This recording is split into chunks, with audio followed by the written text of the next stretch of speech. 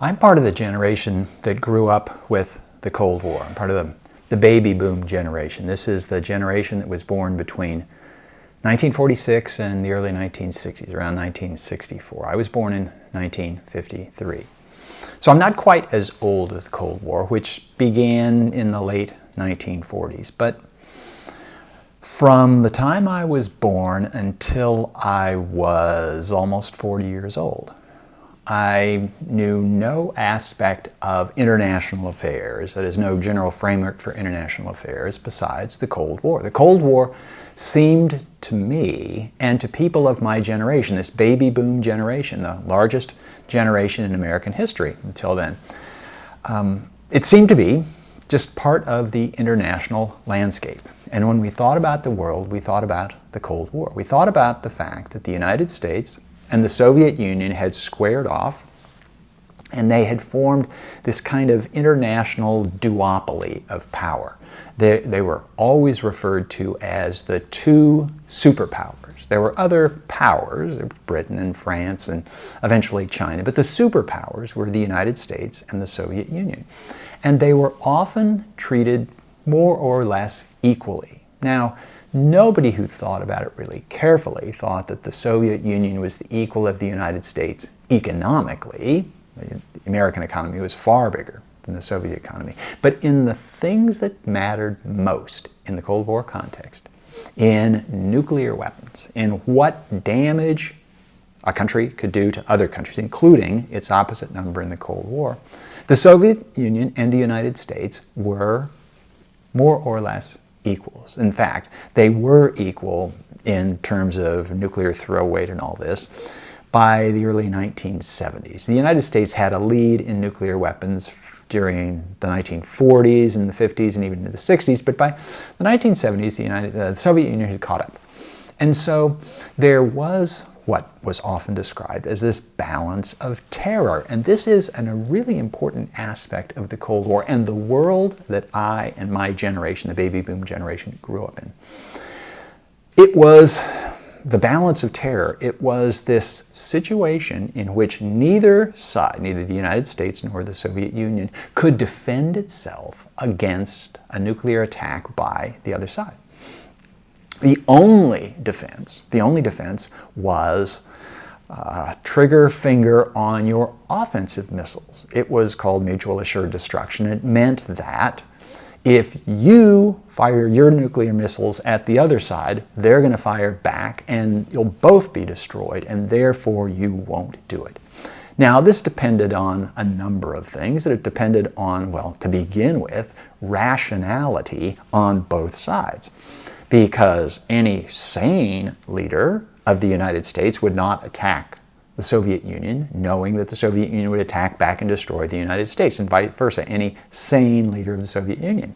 But it doesn't take you long to look in history to know that not every leader, even of great powers, is always sane, or at least always uses the same kind of rationale and calculations determining what should happen or what not. One could imagine, for example, in fact, during the Cold War, people looked back and imagined, boy, what if Hitler had had nuclear weapons and he knew that his Third Reich was going down to destruction?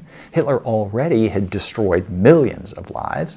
Why not take down several million more? If the Third Reich, the so-called 1,000-year Reich, this is how Hitler advertised it, if it's going down, why not take Western Europe down with it and just launch the nuclear weapons?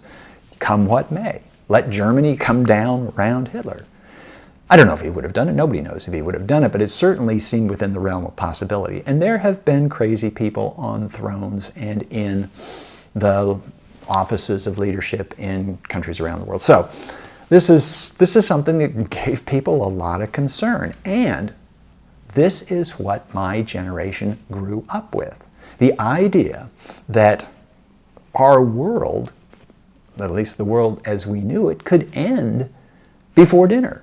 It took 5 years, 6 years, 7 years, depending on how you count it, for World War II to destroy 50, 60 million lives.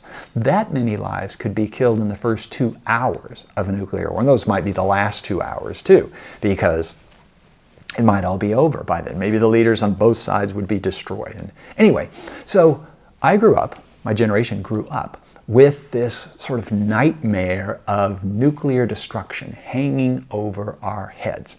And there were moments when the clouds seemed to be getting darker and lower. And I was 9 years old during the Cuban Missile Crisis. This is arguably the time when the world came closest to nuclear war, or at least in an obvious way came closest to nuclear war, when the Soviet Union placed nuclear missiles in Cuba and the President of the United States, John Kennedy, delivered an ultimatum telling the leader of the Soviet Union, Nikita Khrushchev, you get those missiles out of there or else.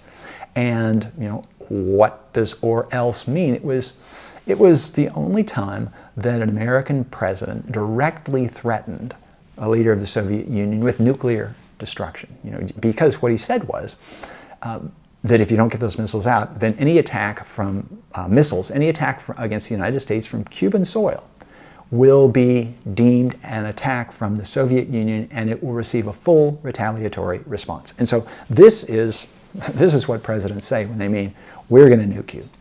And I was 9 years old, so I think I was in second grade. No, I must have been more than that.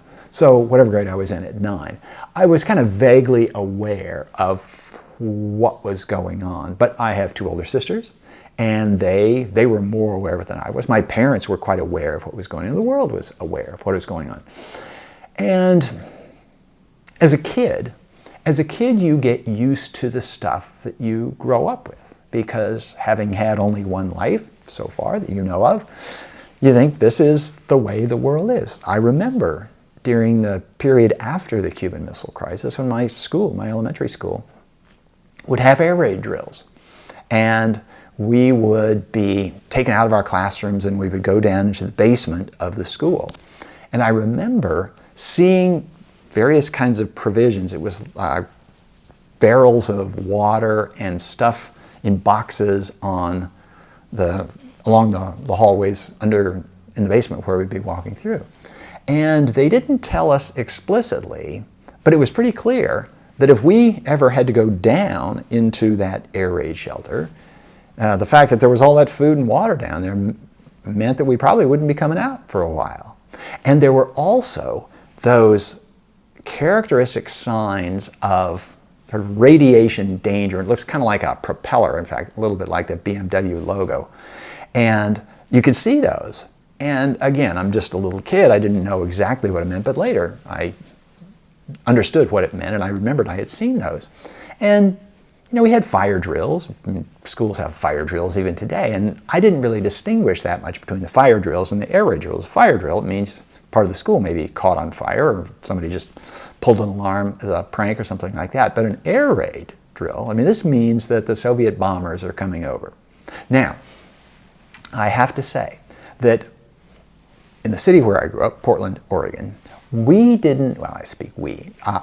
and the people that I knew in Portland didn't take it quite as seriously, didn't take the Cuban Missile Crisis quite as seriously as people in Washington and New York did, in part because Cuba's a lot closer to Washington and New York, and this is where the missiles were in Cuba. They're a lot closer to Cuba than Oregon is, way on the other side of the United States. Furthermore, Portland, Oregon is a proud city and became a hipster city and all that, but in the early 1960s, it wasn't going to be anywhere near the top of the list of Soviet targets should a nuclear war happen. So that probably had something to do with a relatively less concern that people, I have a hunch that people on the West Coast generally felt that way. People on the East Coast felt that they were right in the crosshairs. And they're going to be the first ones to be taken out if it happens. Anyway, this is all background to say that this is what I grew up with as a kid. When I went to college, I thought I would study, I studied history, I studied mathematics, but I was very interested in international affairs. And I wanted to figure out how the world came to this state. And in studying international affairs, interestingly, one didn't go back a whole lot before the beginning of the Cold War, at least if you wanted to study sort of current international affairs. Because the Cold War was this thing that so dominated the world at the time. That was the thing that needed to be explained. And if you went back to the 19th century and you could look at the Congress of Vienna or the Concert of Europe, something like that, well, that had an antiquarian kind of interest, but in terms of applicability to the present moment, no. It's as though the world began with, well, one could say with the detonation of America's atom bombs over Japan. So you start the nuclear age, and then the nuclear age immediately gives rise to the Cold War. So the Cold War was this thing apart. And this is what one studied. And here's the striking thing, that during this time, so by the time I get to college, this is the early 1970s, the Cold War is 25 years old or so. Now this is not a long time in human history by any means. But when it's your life, when it's your history, it's, well, in my case, it was a lifetime. And as I say, it seemed a permanent feature of the international landscape. And by the time I was in college, then after it, I didn't go straight to graduate school, but eventually I went to graduate school. And one of the things that people studied was this, well, what was always called the bipolar order, the bipolar superpower order, because there were these two poles. There's the United States and the Soviet Union. And like magnetic poles, they gathered around themselves like-minded allies, or at least allies. So the United States had NATO, the North Atlantic Treaty Organization, Western European allies in Canada, and then added other allies in Southeast Asia and in other parts of the world. And the Soviet Union had its allies. It had the Warsaw Pact in Eastern Europe, and then it had China as an ally, and it had North Vietnam. And so these alliance systems, and so they aggregated around these two poles. And it appeared, given the fact that the Cold War now, by this time, had lasted a quarter century, it looked as though this was a pretty stable arrangement.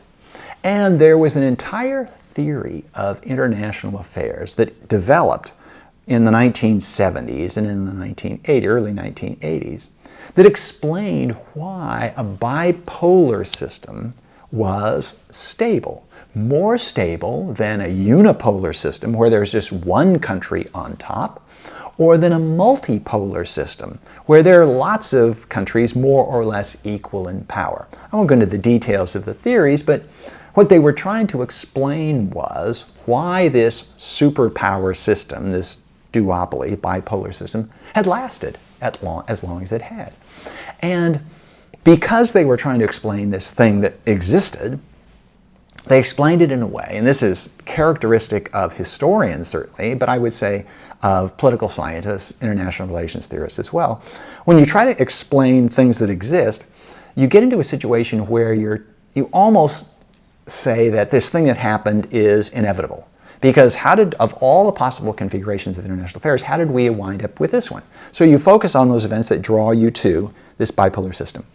And when you come up, and so presumably this system, since it's lasted by now, we're getting into 30 years or 35 years, since it's lasted as long as it has, it seems to be pretty stable. And so how do you explain this stability? So the theorists, the international relations theorists, the political science theorists, they came up with these various theories. And it has to do with that when one side starts to get stronger, then the other side tries to build up and it attracts more allies and all this other stuff. Until it got to the point by the early 1980s that international relations theorists, and I don't call myself one of those, but I was in graduate school at this time, studying for a PhD, and I was studying U.S. foreign policy during the Cold War. And so I was trying to explain what had happened. As a historian, I try to explain the things that have already happened. The IR theorists, international relations theorists, and the political scientists, they often try to explain what's going to happen next. But there was a lot of overlap between what we studied. And I remember in my youthful immodesty, I had this idea that I was going to figure out how the world worked. I was going to figure out how the world worked, and then I was going to explain to other people how the world worked in those parts of the world that I didn't like, and I explained how to change those. So I wanted to figure out sort of how the Cold War came into being and all this other stuff surrounding it. And I took political science classes, and so I was sort of halfway between history and political science. Anyway, so I would go to conferences of historians who studied American foreign policy during the Cold War. I would go to conferences of people political scientists, IR theorists, who studied the current state of affairs and where it might go. And there was a consensus. I'm going to go so far as to say that there was a consensus that this configuration of affairs in the Cold War, this superpower duopoly, was stable, and it was more or less permanent, or so it seemed, because it had achieved this kind of stability. And this is important. It had cycled through leaderships, regimes on both sides. So it's one thing if Harry Truman and Joseph Stalin come up with this conflict that doesn't quite rise to the level of war, but nonetheless this competition. Well, okay, maybe some of that is Stalin's personality. Maybe it's Truman's personality. But Truman was succeeded by Eisenhower and Kennedy and Johnson and so on, and Stalin was succeeded by various leaders as well. And so it seemed to be inherent in the structure of international relations. It wasn't idiosyncratic and personality driven, so it appeared. And so there was all of this thought that this is it. We're in it for the long haul. And part of this was ascribed to a mellowing on the opposite sides of the Cold War. It's fair to say that in the early years of the Cold War, in the late 1940s and early 1950s, the United States and the Soviet Union both believed that their side had to win. There was this inherent struggle that wasn't going to go away. It was an existential struggle. Either democratic capitalism, that's the American side, would win, or communist socialism, that's the Soviet side, would win. And both sides spoke as though there was no possibility for coexistence between the two, or at least peaceful coexistence. But as the Cold War continued and the world got into the 15-year mark, the 20-year mark, the 25-year mark, it certainly appeared, and crucially, the Cold War remained cold. The United States did not go to war with the Soviet Union. The United States went to war with North Korea and China, and then North Vietnam, and the Soviet Union went to war in Afghanistan.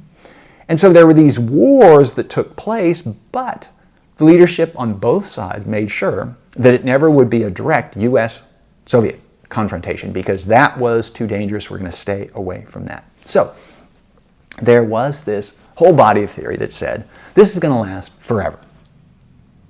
And then it didn't last forever. Then it went away.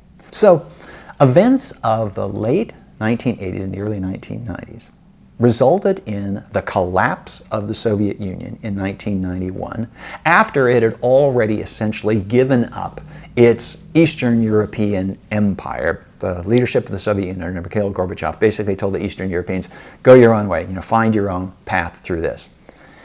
And this simply could not have happened. This is what the political science IR theorists had said. This will not happen. And here's why it won't happen. Because no great power, no empire has ever just gone out of business peacefully, has ever given up the ghost, given up the struggle without a fight. There were scenarios that were sketched out by which the Soviet Union, its empire, and I'll call it its empire, might fracture, but there was almost universal agreement that should it come to this, the Soviet leadership would do something. It would use nuclear weapons. It would start a war with the West to force its allies back close to it, back to the Soviet Union for safety, if nothing else. And this didn't happen. And so there was this puzzlement on the part of people who'd been studying this forever and ever. How do we explain this, and what does it mean? And to some degree, they're still puzzling over it. But what it meant was that by the end of 1991, when the Soviet Union formally dissolved, and the Soviet Union was no longer, the Soviet Union, which is the shorthand for the Union of Soviet Socialist Republics, broke up into its 15 constituent republics. And they went their own way as independent countries, and they are today. By the time that happened, it became clear that the Cold War was over. What was the Cold War? It was this competition between the United States and the Soviet Union, and between the value systems that were associated with the two. Well, the Soviet Union no longer exists, so how can you have a Cold War if one of the antagonists, one of those bipolar superpowers, no longer exists? And after the Soviet Union broke up, Russia was the biggest of them, but it was by no means a superpower on the order of even what the Soviet Union had been. So the Cold War ended, and only the United States was still standing. There's no other way to look at it than the United States won the Cold War. Or, I suppose you could say, the Soviet Union lost the Cold War, but the result is the same. One side comes out ahead, the other side's gone out of business. And the initial response of Americans was, this is fantastic. Of my generation, I'm the generation that grew up with the Cold War, and now it's gone, and we won. And no longer do we have to worry, for example, about those nuclear weapons going off and killing us all before bedtime. That nightmare of my childhood, it's gone away. Russia still had nuclear weapons, but it no longer had the kind of incentive to use them if push came to shove that the Soviet Union had during the Cold War. And the United States no longer had the incentive to threaten Russia in the way it had threatened the Soviet Union. So the chances of nuclear war had gone down dramatically. And the world was this different place. And what had seemed to be this existential contest between American power and Soviet power, that's part of it, but between democratic capitalism and communist socialism on the other, that had ended. And the United States had defeated the Soviet Union, and democratic capitalism had defeated communist socialism. And so what else is there? In fact, people older than I, and my father was of the generation, he was born in 1914, so he had actually been alive during America's participation in World War I, although he was just a little kid. But he was in the U.S. Army during World War II, and so he had grown up with not just the Cold War, but with World War II, and I could even say World War I. But he had lived through the great ideological contest of the 20th century, by which authoritarianism, first under fascism during World War II, and then under communism, authoritarianism, dictatorships, tried to defeat democracy. But democracy defeated fascism in World War II, and then communism in the Cold War. Democratic capitalism had won, and the term that was often used for this combination of democracy and capitalism was liberal democracy, or Western liberalism. So you could say that liberalism had won. And what else was there?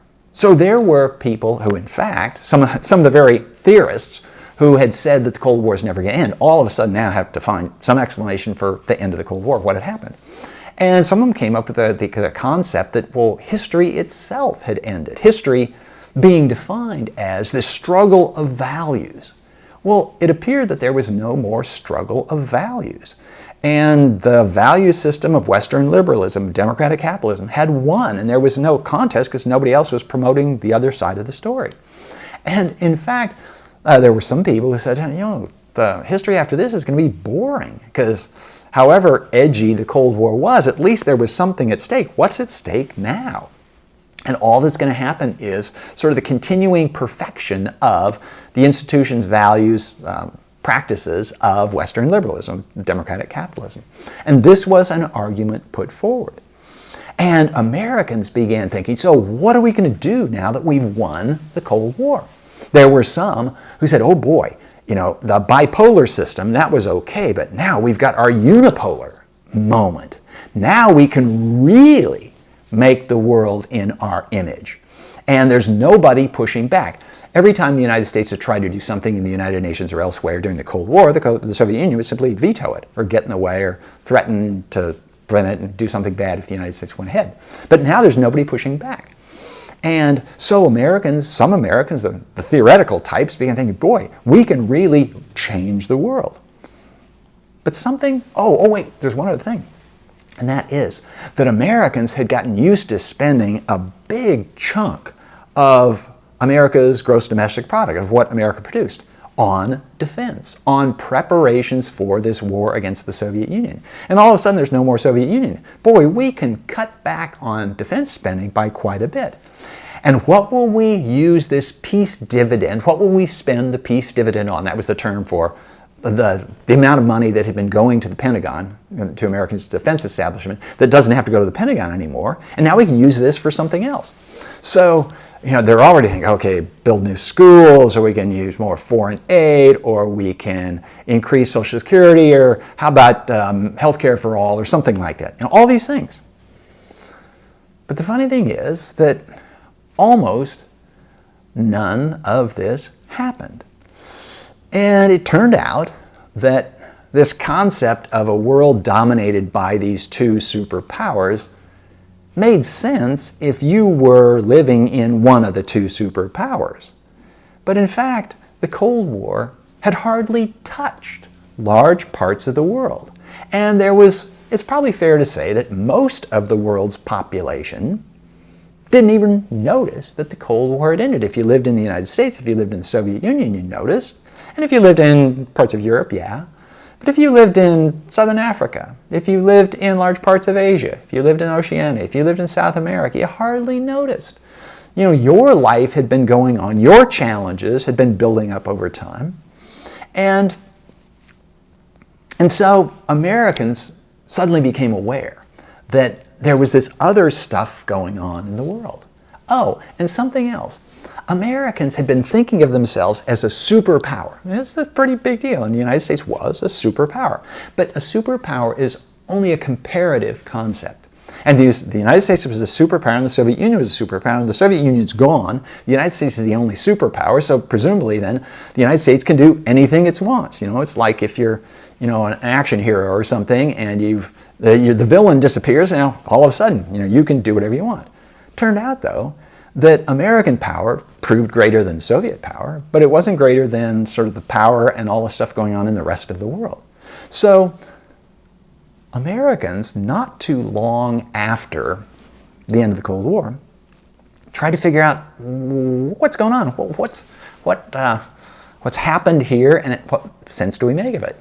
Now, by this time, I was a professor. I was teaching in college. And I wanted to make some sense of it. And so I wrote a small book called The Devil We Knew. And this was, I don't know if this means anything to you, but there's a saying that goes back forever and ever, and that is, better the devil you know than the devil you don't know. And I was beginning to sense that Americans were becoming a bit nostalgic for the Cold War. As difficult, as trying, as puzzling as the Cold War was, at least it was familiar. And to my generation, yeah, we grew up with the Cold War. This is what we knew. In the decades after the Cold War, we didn't know what to expect. Probably the extreme example of this came in September of 2001, where literally out of the blue, the United States was attacked by terrorists who took down the World Trade Center, hit the Pentagon, killed thousands of people. And this was something that didn't happen during the Cold War. Now, there was a reason it didn't happen during the Cold War, because the United States and the Soviet Union basically policed their own neighborhoods to make sure that terrorists never got to a position where they could do this. But the United States, there was nobody policing that other backyard far away. In Afghanistan, it turned out. The Soviets had been there, but they gave up. And that's one of the reasons they lost the Cold War. But there was nobody policing Afghanistan, and Al-Qaeda had its training camps in Afghanistan, and they trained there for the 9/11 attacks. So Americans discovered that, yeah, we won the Cold War, but there are a lot of problems in this world still going on. And the peace dividend, well, it turned out the peace dividend didn't really amount to anywhere near what people had thought, because there were continuing threats to the United States. But more than that, and this was something that was underestimated at the time, the American economy, and particular sectors of the American economy, the industrial part of the economy, the defense sector of the economy, had gotten used to all of this spending. And it was unclear whether that part of the economy could continue to thrive or even exist if the spending stopped. And so even though the spending wasn't needed to deal with the Soviet Union anymore, reasons were given, arguments were made for continuing the spending. So the money kept flowing into the defense establishment. And the upshot of all of this is that Americans began thinking maybe, that old Cold War wasn't such a bad thing. To some extent, we still live in that era. Better, maybe, the devil we knew than the devil we don't know.